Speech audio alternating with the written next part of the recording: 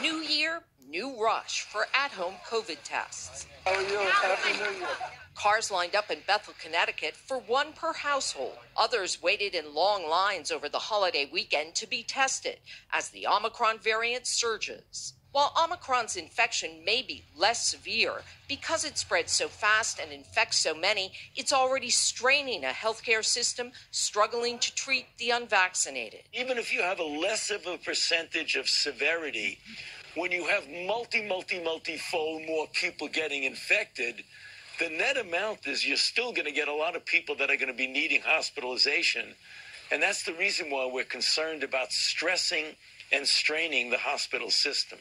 As for the much criticized and shortened 5-day isolation period for people who test positive, Fauci says there could soon be a new requirement. There has been some concern about why we don't ask people at that 5-day period to get tested. That is something that is now under consideration. A nation barreling toward peak infection, suggest models from Columbia University. This week for New York City, next week for the rest of the country, with anywhere from 2.5 to 5.4 million cases during the peak. We can just hope that it's going to be mild and that it doesn't strain our hospitals the way they were last winter. In New York City, the virus shredding the ranks of frontline workers. 30% of emergency services employees are out, 21% of the police department, 18% of the fire department. A lack of employees impacting subway and bus services as well. In Colorado, the road to recovery means walking in the scars of the monstrous Marshall Fire, trudging through snow to face what's left, which for nearly 1,000 families means nothing. You could count the number of items on one hand that you could salvage. If that. I mean, it's just gone. The view from above capturing the historic blaze's wrath, but to see it in person, Louis Delaware says, heartbreaking, bringing his family to tears. At one point, did you realize that you were going to lose your home? Basically, when we were leaving and the smoke was so thick and it was so hot and the wind was so fierce, I knew it wasn't going to be able to survive. Underscoring the scale of destruction, authorities released a preliminary list of addresses that runs more than 20 pages long. I had no idea until I got there. I'd been working and just had no idea. On that list, Louisville Police Chief Dave Hayes' street. It's tough. I mean, you spend 30-plus years of your life there, and it's all gone. I mean, it's ashes. 8 inches of snow may have helped hell freeze over, the blaze more than 60% contained, but it's complicating the aftermath for both residents and investigators, still trying to find any sign of 2 missing people. We're actively working the scenes with dogs. The scenes are still hot. They're still, deep in debris, hot debris, covered with snow. So it's a very difficult task. The most destructive fire in state history, still feared to be deadly. Lost include the legendary Sidney Poitier, who died in January at age 94. He was a Hollywood icon, a trailblazer who made history as the first black man to win a Best Actor Oscar. Comedian and TV dad Bob Saget died in January at 65. He was the television dad for a generation of kids. Now they and many others are mourning the passing of Bob Saget. Louis Anderson died at 68. These are so much heavier than you think. But then so am I. Comic.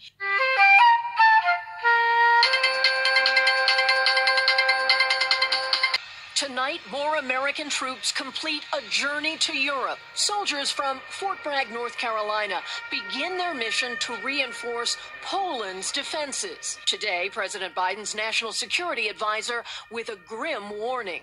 An invasion of Ukraine could happen at any time. Returning to the White House today, I asked the president about Putin's intentions. Do you think there's any particular thing that Vladimir Putin is looking for, sir, in order to make his decision? I think things he cannot get. Western allies have denied Putin's demands that include barring Ukraine from future NATO membership. We believe that the Russians have put in place the capabilities to mount a significant military operation into Ukraine, and we have been working hard to prepare a response. New commercial satellite photos appear to show the Russian military buildup near Ukraine's border, while a new U.S. intelligence assessment finds Russia currently has 70% of the military force and equipment in position for a full-scale invasion. Troop losses for Ukraine could be as high as 25,000 killed or wounded, while Russia could lose as many as 10,000 troops. In Washington, senators from both parties are drafting new sanctions, hoping to stop Putin from more aggressive action. We need pressing, biting sanctions now, not after an invasion. Kelly joined. Of war, residents in Kyiv are preparing for battle. That U.S. intel assessment warning this city could fall in a matter of days in the event of a full-scale invasion by Russia. The potential toll immense. 25 to 50,000 Ukrainian civilians could die, and another 1 to 5 million may be forced to flee their country, many to nearby Poland. Alina Ulyanova says she's not going anywhere. She's training on the weekend with her 2 teenage boys. Are you scared for your family? You're all going to die someday, and the thing you can do is you can live your life in dignity. These ordinary citizens are learning to handle weapons, administer first aid, and evacuate the wounded. They're learning potentially life-saving skills. Many here say they hope it doesn't come to this, but they're prepared to defend their homeland. According to one poll, half said they were ready to resist a possible Russian invasion. Ukraine's former defense minister says he believes that much resistance could be a critical deterrent, saying 150,000 Russian troops is not enough to hold a large part of the country. That's where the Russian problem is how they potentially going to keep any territories they acquire. But that's little comfort to those who say they believe an invasion is inevitable. It's a question only about time when it will be. But it will be. While the U.S. says an attack could come any day now, Ukrainian military analysts say they're eyeing February 20th. That's when Russia is expected to end its military exercises in Belarus. Will those forces stay or will they go? Noting that Russia could ramp up the pressure at any time. Advance stalled, its troops in disarray, and thousands of them killed, according to estimates by U.S. officials. Russian forces are now going after civilians, knowingly. In Mariupol, Ukraine's military posting this video of hundreds of people who'd been taking shelter in the basement of a theater. In front and in back were banners in Russian reading "Children," big enough to be visible from the sky. Yesterday, Russia bombed it anyway. But tonight, officials say the shelter remained intact. In Chernihiv, Russia struck an apartment building. Among the casualties was an American citizen. No indication the building was targeted. And in Kyiv, firefighters scrambled to rescue survivors after yet another, apparently indiscriminate attack. British intelligence reports Russia is using older, less precise weapons and is resorting to older, cruder tactics, including trying to starve out Kyiv. Russia has clearly resorted to siege warfare. This was one of the biggest food storage facilities in the entire country. 50,000 tons of food were here, all burned. And it's impossible that this was an accident because it was bombed twice. And then another food storage facility just about a mile from here was also attacked. Do you have a message? In a hospital bed nearby, Volodymyr was injured while trying to salvage food from the burned-out warehouses. I want this war to be over so I can see my family, he said. Down the hall is Katerina, who sold milk and yogurt at an open market. She was in a basement and went outside for a moment to wash a blanket when a Russian shell exploded. It tore off her leg, and shrapnel went through her back and into a lung. Before I had a house and a job. Now I'm disabled and have no home. And why? For what? She asked, and began to curse Russia. President Zelensky visited another hospital in Kyiv, meeting the family we met last week. All of them shot in their car at close range by Russian troops as they were trying to escape.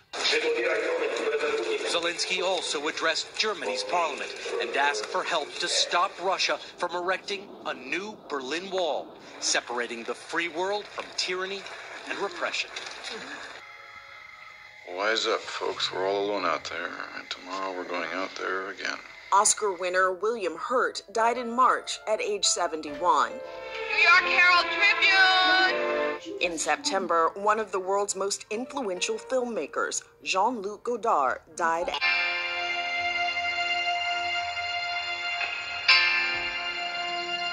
When Russian troops pulled out of the Kyiv suburb of Bucha, they exposed the horrors of their failed occupation. Bodies lined the streets, some with their hands bound, executed at close range. Others bore the scars of torture. The president's office said women were raped. The mayor of Bucha said they discovered 2 mass graves. Other bodies were lined up in cellars. Today, Ukraine's President Zelensky visited Bucha and said the Russian army treated Ukrainian civilians worse than animals. This is a war crime, he said, and it will be recognized by the world as genocide. In another nearby town where Russian troops also left in retreat, the bodies of the mayor, her husband, and young son were unearthed in a shallow grave. President Biden is calling for a war crime trial to hold Russian President Putin accountable. This guy is brutal, and what's happening in Bucha is outrageous, and everyone's seen it. President Biden says he may impose more sanctions on Russia. But so far, U.S. sanctions have not deterred Putin from launching and continuing his assault. Russia's foreign minister today claimed Ukrainians staged the aftermath in Bucha with actors pretending to be dead. That it is preposterous given all the evidence may be beside the point. Independent polls in Russia show Putin's approval rating appears to be going up amid a wave of nationalism.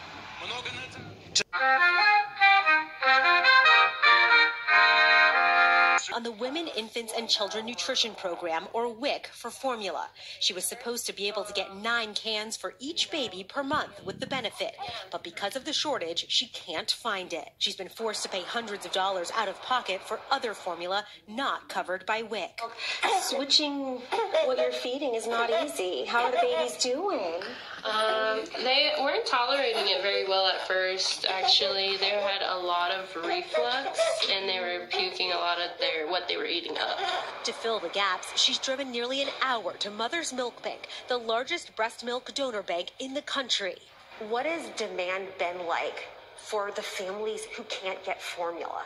They've been calling on a steady basis. These formula-fed infants and their families who can't find formula, that increased percentage is 300%. Those families are in crisis. The lab is working overtime, first screening their donors. Then their milk is pooled, pasteurized, and tested to make sure there's 0 bacteria before being distributed to babies in need. Texas has been hit particularly hard. Formula out-of-stock rates are at 50% here. Abbott Nutrition, whose voluntary recall and plant closure exacerbated the shortage, was the primary infant formula provider for 85% of WIC infants in the Southwest region. Even though the USDA has authorized states to allow recipients to purchase alternative formulas, more than half of the states do not tell parents what the substitute formulas are on their website.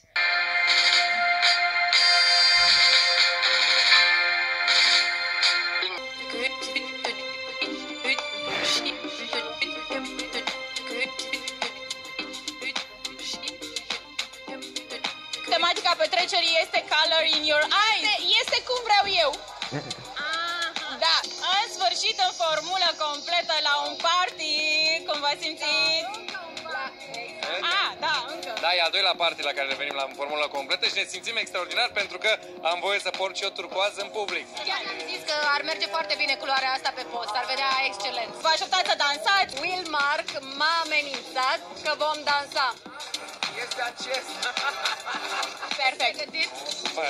Am văzut viața mea mai pregătit. On the waterlogged streets of Miami, hours of rain have transformed some roads into rivers. Heavy flooding in parts of downtown, leaving some, fresh from a Friday night out, scrambling through a sunroof to get themselves and their car to safety.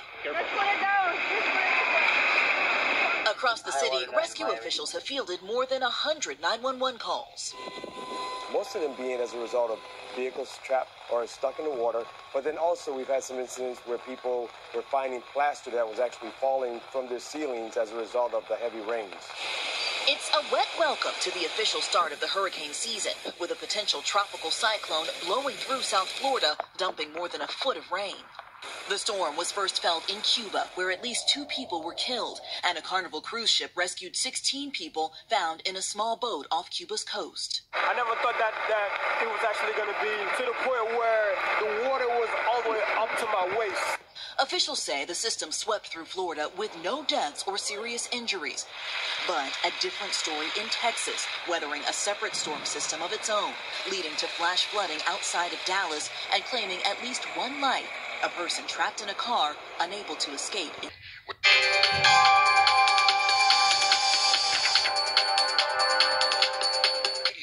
In the heart of Appalachia, hundreds of rescues and harrowing loss. Tonight, at least 19 people now confirmed dead in this week's sweeping flash floods. Kentucky's governor says 6 victims are children.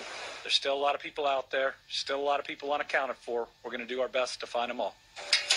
In the town of Dwarf, crews with cadaver dogs search for bodies. The local sheriff, his own family, among the dead. The first confirmed victim that we identified was my great aunt, my grandfather's sister. So the first notification that I made was to my mother. Nell Howard was 82. How do you deal with that? I sat down in my hallway last night about 12:30 and I cried for an hour. Hours away in Beaver Dam, Shelley Wilson waits in agony for news on her dad. I don't know if he's out there suffering somewhere and needing help.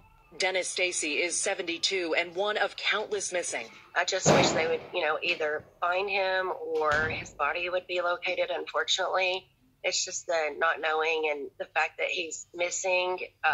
It's just excruciating. Kentucky's governor with the head of FEMA today touring the devastation from above. Hundreds of homes, their ball fields, their parks, businesses, under more water than I think any of us have ever seen in that area. Absolutely impassable in numerous. President Biden declaring the area a disaster zone, vowing federal aid, but residents fear it won't come fast enough. Never in my life we've seen it come up that fast. Dave and Lisa Harris hid in their Garrett home's second floor as their first floor flooded. That's video of their neighborhood Thursday. Fast forward 24 hours, their garage is filled with mud as their family photos are drying out. One of many picking up the pieces in a community forever changed.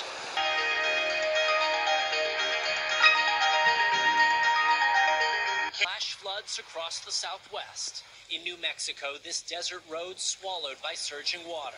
Never been this close to a flood before? Me neither. Leaving more than 150 tourists stranded at Carlsbad Caverns National Park. Robert and Stephanie Saavedra and their 3 children were hundreds of feet underground when they were told to evacuate. Our oldest daughter, she's 10. She could understand what was going on, so it was very nerve-wracking for her, and she was very scared. And one of your daughters has a heart condition. What was it like to be there with her? She has Down syndrome, and she has a congenital heart disease, which she takes daily medication for, and we left that in the hotel. So that was another problem for us. Literally free after nearly 12 hours. But 600 miles away in Utah, rescue crews at Zion National Park still searching for Jatal Agniotri, a graduate student. Her muddy backpack the only clue so far. She was swept away Friday by the same current carrying this man, clinging desperately to a log. His life saved by Good Samaritans on the riverbank. He was just like a truck pinning you against a wall. I mean, he was just vice gripped in there. And so I reached backward and we made like a human chain. People will say you're a hero. Do you feel like one? No.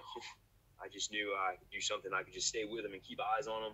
And in Moab, Utah, a city normally grappling with water shortages, what should have been a busy Saturday night at this restaurant, turning instead into an all-hands cleanup operation.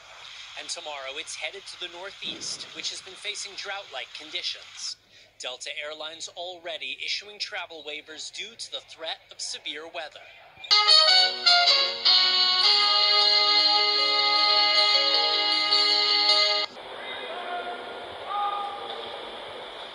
short journey to Westminster Abbey for a state funeral.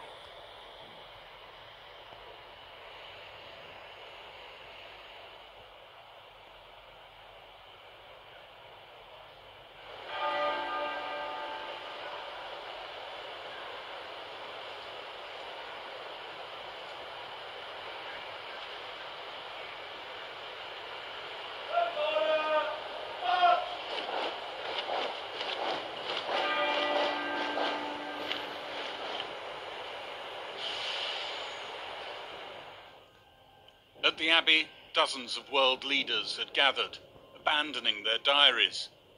President Macron amongst them. President Biden given dispensation to use his bomb-proof car. But inside the Abbey, Commonwealth leaders and royalty took precedence.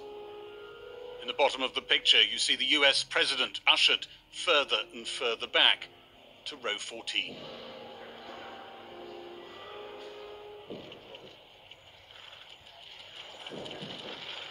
Former Prime Ministers together again, as they were for the Accession Council, proclaiming Charles King just over a week ago. Amongst the last to arrive at the Abbey, two of the Queen's great-grandchildren. Prince George, now second in line to the throne.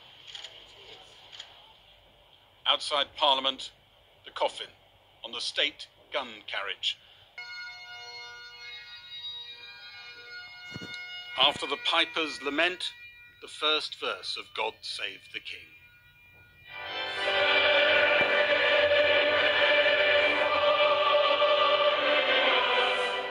The King's emotion on show in a way the Queen's never was.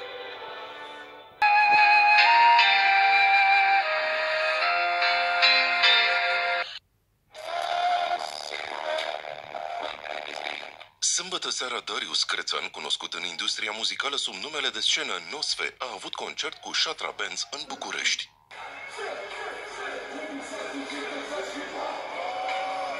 Artistul a plecat apoi spre casă în jurul orei 1:30.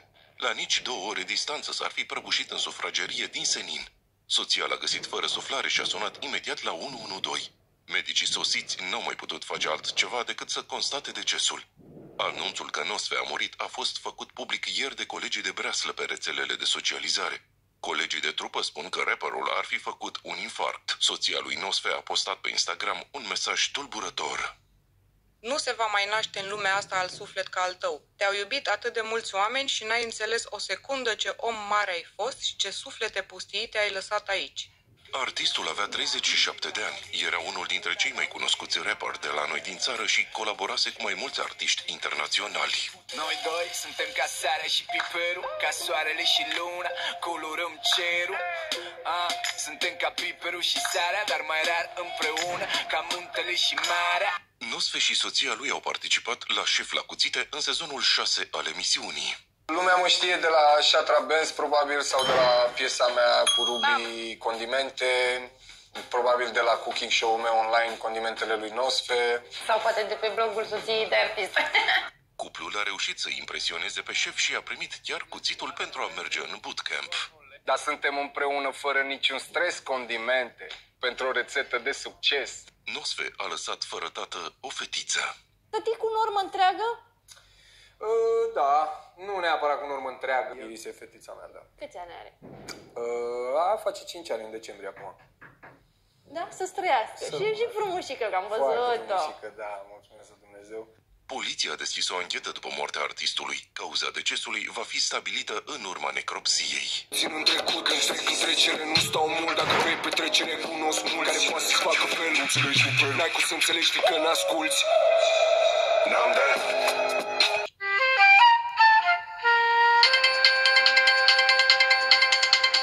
In the impact zone are closed to deputies, even preventing those who evacuated from coming back to their homes. There is a curfew in place tonight to prevent any looting. This is those who were in the impact zone are coming to grips with the fact that this is a major catastrophe.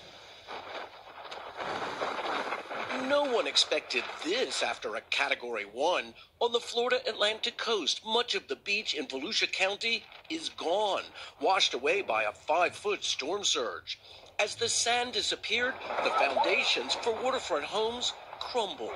This house just fell down. The seawater piled higher and higher by 75-mile-per-hour winds, and at daybreak an unusually high tide, thanks to the almost full moon. In Brevard County, a man who rode out the storm on his boat had to be rescued after holding on for dear life when his 3 anchors broke loose. It was my first hurricane, but this one took me down. The fury taking down piers and eroding hundreds of miles of coastline. Access roads to the beach and palm trees gone.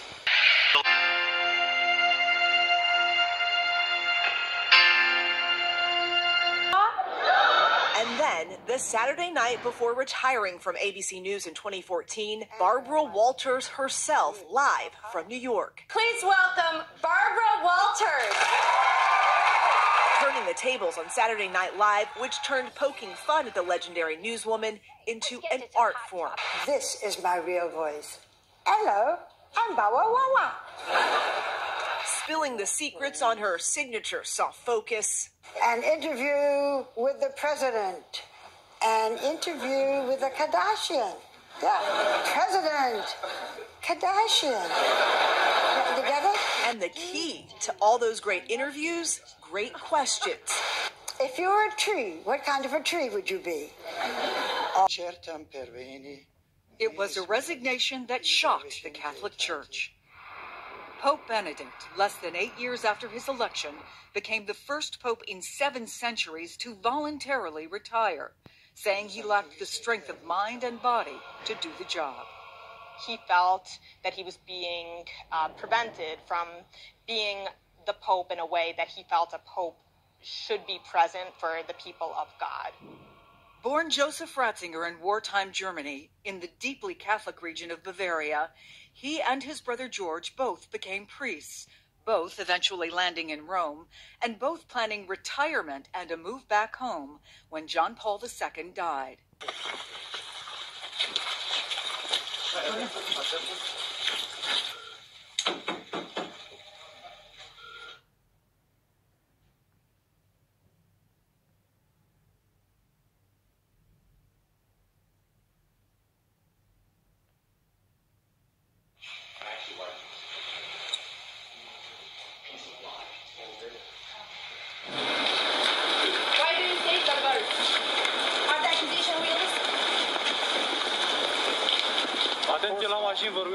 The Matrix has attacked me.